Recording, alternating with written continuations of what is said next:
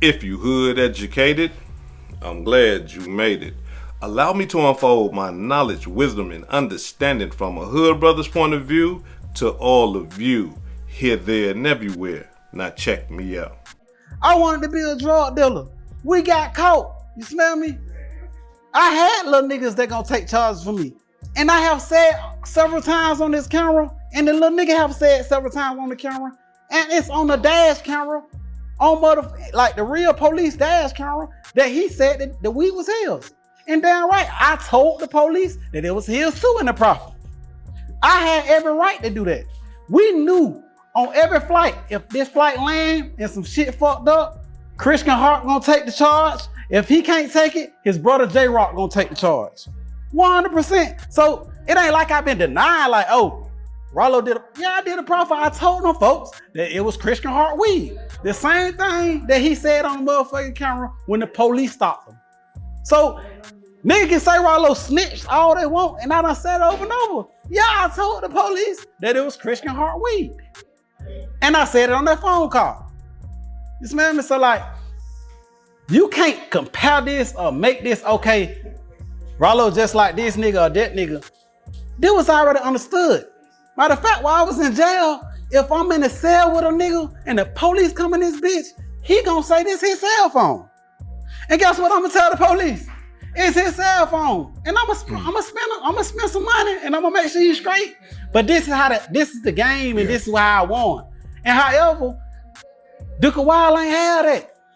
So I had to be his scapegoat. You get on? Now, before we get into this demonstration, I want to extend my Happy 4th of July to those of you who celebrate Happy 4th of July or celebrate 4th of July, because I know I got some of them woke brothers, you know, and they be, man, we ain't celebrating no 4th of July, man. There ain't no Independence Day for us, man. This for them, you know. So I know I got some of y'all, but still, man, you know, I got some people in the audience, man, that, you know, that celebrate the 4th of July, man. If not just the holiday, but just to get around family and congregate and eat some good food, right? So happy 4th to you, brothers and sisters. Now let's get into this demonstration, right? Because now after listening to that, right, you would think to yourself that, hey man, Ralo is snitching. This is flat out snitching. Because we got to think, right? Like he said that the homie said, hey man, this is my weed, right? And then Ralo said that, hey man, yeah, it is his weed. So if the homie already said that it was his weed, Ralo, why would you have to tell the police that it's his weed too? You see what I'm saying? So a lot of people will say, man, yeah, he told on the homie, man, you know, he's snitching and stuff like that. But allow me to break it down to y'all, right? Because, you know, if you believe that, okay, you believe that, but let me break this thing all the way down to you so you can get a better understanding of how street organizations work. I'm not talking about the cliques in your local neighborhood. I'm not talking about the gang bangers that run around that ain't got no leadership, that ain't got no rules and regulations, that are just running around shooting, stabbing, killing people and robbing people. I'm not talking about them. I'm talking about organizations, right? And when I say organizations, I'm not talking about, you know, the 5 or the 6 and nothing like that, even though, you know, they partake in this type of stuff too. But I'm talking about criminal organizations. One thing you got to understand about a criminal organization is that there is a hierarchy. You're going to have the leader. You're going to have the second in command. You're going to have the lieutenants and the sergeants and all that old type of stuff. Then you're going to have the foot soldiers. Now, a lot of people might say to themselves, damn, hood, we ain't know it was that. Yeah, it gets down like that when you're dealing with organizations, though. Like I said before, I'm not talking about them guys just running around with guns, drugged out and all that. We're talking about criminal organizations. Ralo was a part of a criminal organization, a multi-million-dollar criminal organization. You understand what I'm saying? So now when he say, hey, yeah, man, I told the police that it's his weed too, that's not snitching. Oh, hood, come on, man. You don't know what you're talking about, hood, man, because a dude had did this to me and all that. Listen to what I'm telling y'all. That is not snitching. And allow me to elaborate, right? when you dealing in a criminal organization, it's like a chessboard. For those of you who understand the game of chess, you gotta protect the king at all times. And the king only can move one space at a time. You got other pieces on the board flying over here, doing this and doing all that. But the king just can take one step over here. He don't do too much moving. But you got to protect him because he is the most valuable piece on the board. Because when the game is all over, that's when the king get knocked. You see? Now, so in this street organization type stuff, this criminal organization type stuff, that's how it go. Being that Ralo was the king on the board, hey, look, everybody else up under him is expendable. Look, yeah, they valuable pieces, but they're expendable. He can do away with them and get him another one. You see, because he's the king on the board. Now look, the reason why this is most important, the reason why it is important for us to understand is because of this right here. There's a lot of young brothers right now who are on that chessboard and they are expendable. You take the dope charge. You go do all your time. I don't care how much time it take you. You go do it. You see? But it just don't stop there, right? Because whenever the king wants somebody killed, hey, y'all go knock dude off over here. He being disrespectful. He ain't paid my money right. Y'all gonna go get him. You see? They kill for the king. Yeah, just like on the chessboard. A lot of murdering going on that chessboard. You see? A lot of killing going on that chessboard. So you gotta understand, a lot of killing is going on in these criminal organizations. Dude ain't pay me my money. I need y'all to go over there and whoop him. They ain't pay my money over here. I need y'all to go over there, take the car, take all his jewelry, take all the purses that his wife got. You see? This how it goes. And everybody that the king is saying, go do this, is expendable. So you got to ask yourself, for all you young brothers who are a part of these criminal organizations, are you expendable? And what that means is this right here. Listen, you can go to jail, you can get killed, all because the king say, hey, look, go take care of my business. You see what I'm saying? So you got to ask yourself, are you a goofy? Yeah, you. Are you a goofy? Are you a part of a criminal organization where you got men that bleed just like you, shit and piss just like you, directing your life because they got some goddamn money? That's it. Because they got some money. Something that can be replaced. Something that you can get on your own. But he directing your life. He controlling your life. Telling you, hey man, listen, check this out. Y'all heard what he said.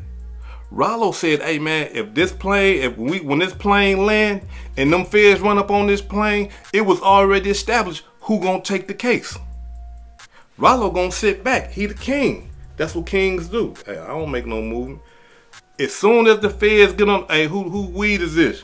Hey man, that's my weed. It's already established that way to protect the king.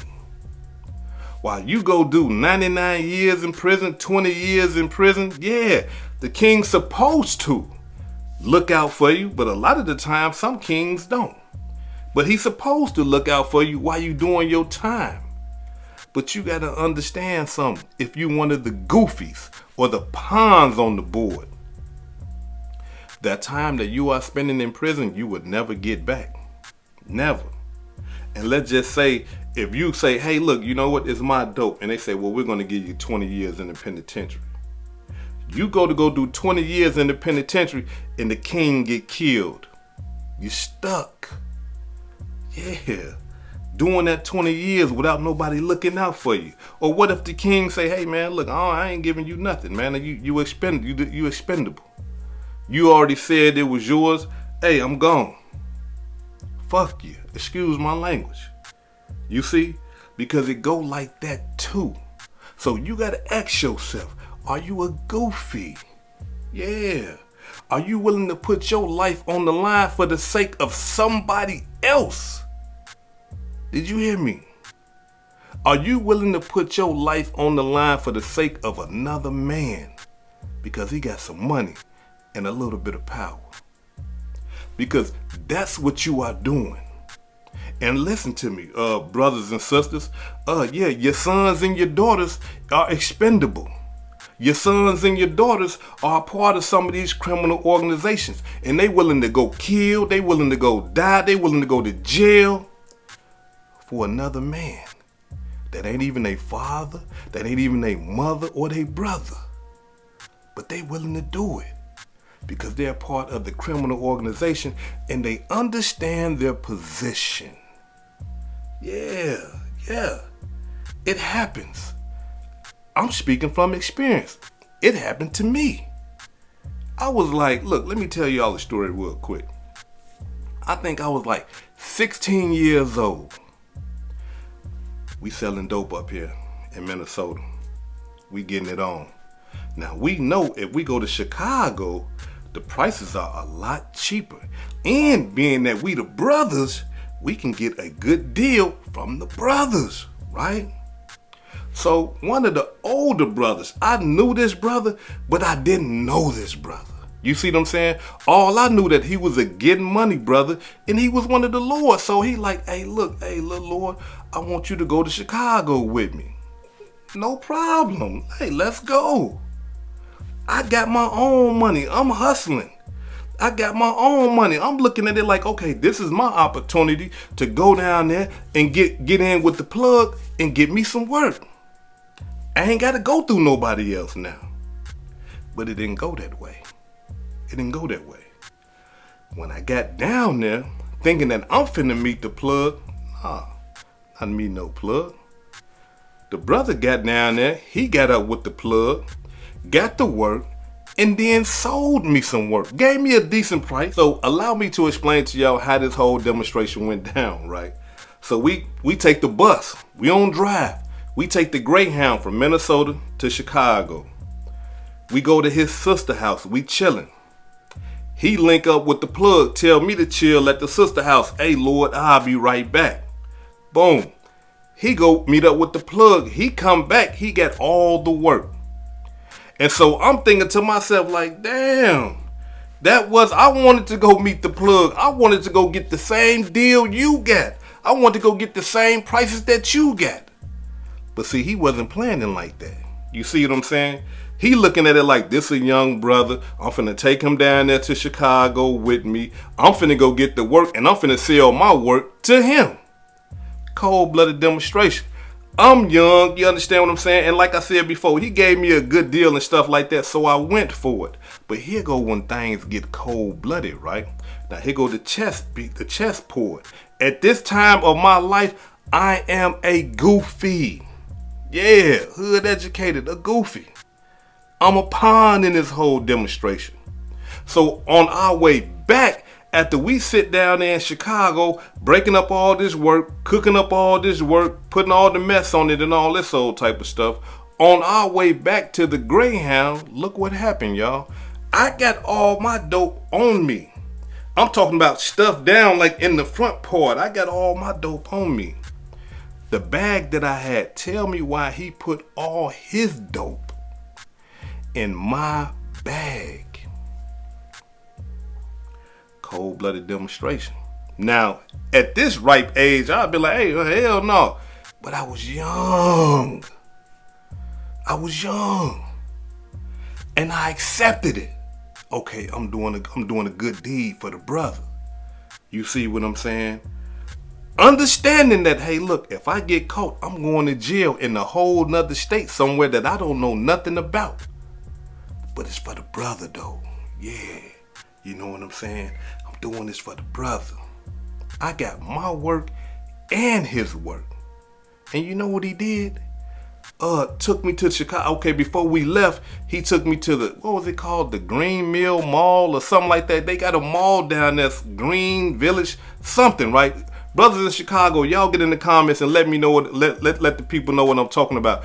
Green Mill Mall or something like that, and get me fresh. You know, I got the fresh clothes on, the fresh starter jackets. I got stuff they ain't got in Minnesota. I'm young. You see? So he did all that, and I'm like, you know what? I owe him. He looking out for me. He brought me down here, gave me a good deal on the work, went and got me fresh. I owe the brother. Why not? You see? No, that was stupidity. That was dumb. Because had I got caught, I'd have been doing a lot of time in the penitentiary. Federally, because I'm taking drugs from state to state to state. You see what I'm saying? But I was willing to do that. But I was the goofy at that time. I was the pawn. But let me tell y'all something.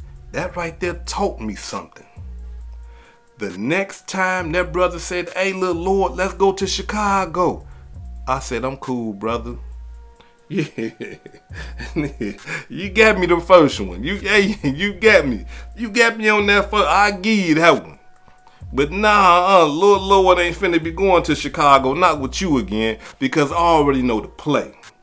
You see what I'm saying? But that's how it go, y'all. That's how it go. Your son or your daughter is a pawn for somebody else. Right now, today, if they're in one of these criminal organizations. This is Hood Educated, not Lame related. Peace and love, and y'all take care of yourself out there. If I said anything that caused you to think, hit that like button and subscribe to the channel if you're not subscribed already. And if you're feeling generous, please make a small donation to the channel. Peace and love.